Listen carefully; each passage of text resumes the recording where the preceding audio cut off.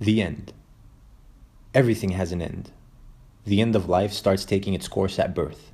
From the womb to the tomb is the journey of every man and woman, every king and queen, and every single living thing.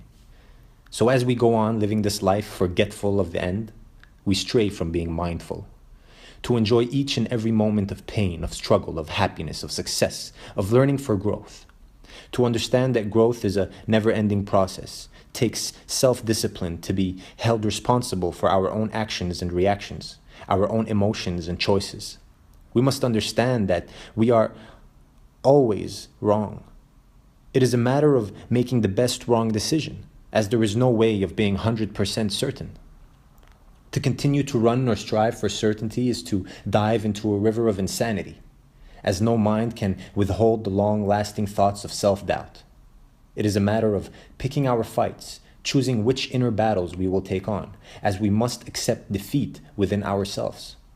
It is a form of inner martyrdom, the jihad of the soul, not the jihad of the extreme irrational and suicidal ridiculousness that we see on the news and unfortunate extreme warfare.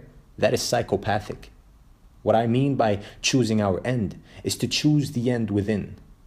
As Allah is the all-knowing, only His grace and divine wisdom knows what is within the hearts and minds of each soul. Therefore, each and every one of us should turn back to the Almighty, the all-forgiving, the all-knowing, the all-seeing, the all-hearing, to heal and relieve what is within.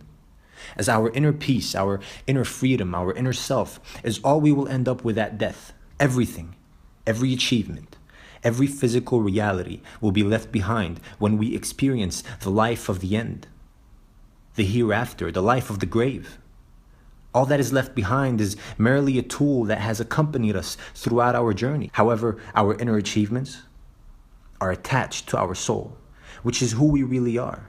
As the soul exits the biological machine, if not a martyr of its inner jihad, how does it expect to live its end? Stuck with its worldly conundrums of the human mind's lack of certainty, the mind's dark and tense muscles? It is ridiculous that to this day, up to this generation, we still act and subconsciously take on the values and traditions of pharaohs and their people.